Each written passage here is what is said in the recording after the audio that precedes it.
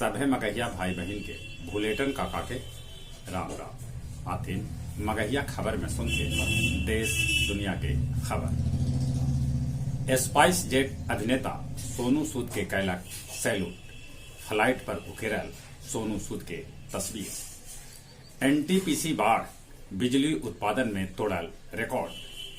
Corona के चलते महाराष्ट्र, पंजाब, मध्य प्रदेश, उड़ीसा, पांडुचेरी में नया गाइडलाइन जारी कर देवल गए। पुणे बनल देश के सबला हॉट कोरोना स्पॉट। 24 घंटा में भेटायल 5098 कोरोना मरीज, 6 आदमी के होयल मौत। बिहार के मुख्यमंत्री नीतीश कुमार कहलका कि बिहार में स्कूल कॉलेज खुलल रहत। ऐसे बिहार में रिकवरी रेट 99.24% है। महाराष्ट्र के गृह मंत्री अनिल देशमुख पर पद से हटावल गेलन पुलिस कमिश्नर परमवीर सिंह उगाही के आरोप लगौलका। उ कहलन गृह मंत्री सचिन वाझे से हर महीना 100 करोड़ उगाही करेला कहा हलन। अब एनआईए करत मनसुख हिरेन के मामला के जांच। 1 अप्रैल से बिहार में रजिस्ट्री के साथे साथे हो जाए दाखिल खारिज। महाराष्ट्र के रत्नागिरी में एगो केमिकल फैक्ट्री में धमाका होवे से 4 आदमी के मौत हो गया।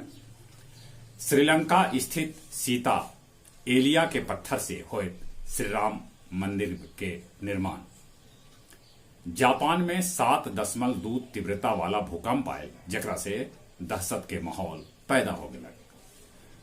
कोरोना के चीनी टीका लगौला के बाद पाकिस्तान के प्रधानमंत्री इमरान खान संक्रमित हो गए।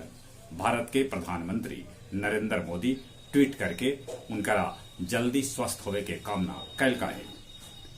अमेरिका के उप रक्षा मंत्री डॉक्टर कैथलीन हिक्स कहलन है कि ड्रैगन दादागिरी और आक्रामकता दिखा रहा है। गया जिला के ढाब चिरैया के किसान वीरेंद्र यादव अपन गांव में कैलन है केसर के खेती। केसर के फूल फुलाए से पूरा गांव महक रहा है। कोंच के आंगनवाड़ी सेविका कुमारी बिंदवासिनी देवी के कोरोना से पटना एम्स में मौत हो गया।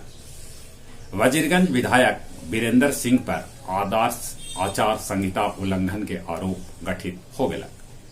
गया जिला हिंदी साहित्य सम्मेलन में आयोजित करल गेल काव्य संध्या 358 जेकर अध्यक्षता सुरेंद्र सिंह सुरेंद्र और संचालन डॉक्टर राकेश कुमार सिन्हा रवि कैलका।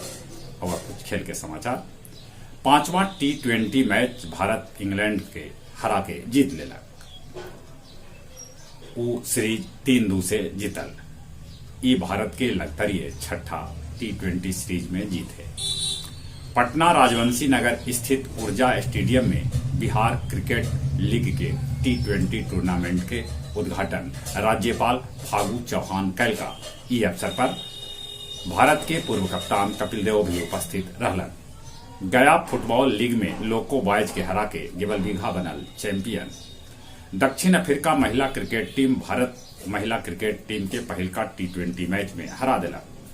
100 मीटर एयर पिस्टल में यशस्विनी के स्वर्ण त मन्नू के भेटायल रजत। मुक्केबाजी में निकहत और गौरव सोलंकी के भेटायल कांस्य। जहां तक मौसम के सवाल है, मौसम में गर्मी तो आ रहा है, बाकी आसमान में बदरी है। मौसम छोड़थिन, कोरोना से बचे ले मुंह और नाक पर मास्क लगाते, सोशल डिस्टेंसिंग के पालन करते, बाहर से घर आयला पर नीमन से हाथ साबुन से धोते। चली अपने सभी के एक बेर फिर से भूलेटन काका के राम राम।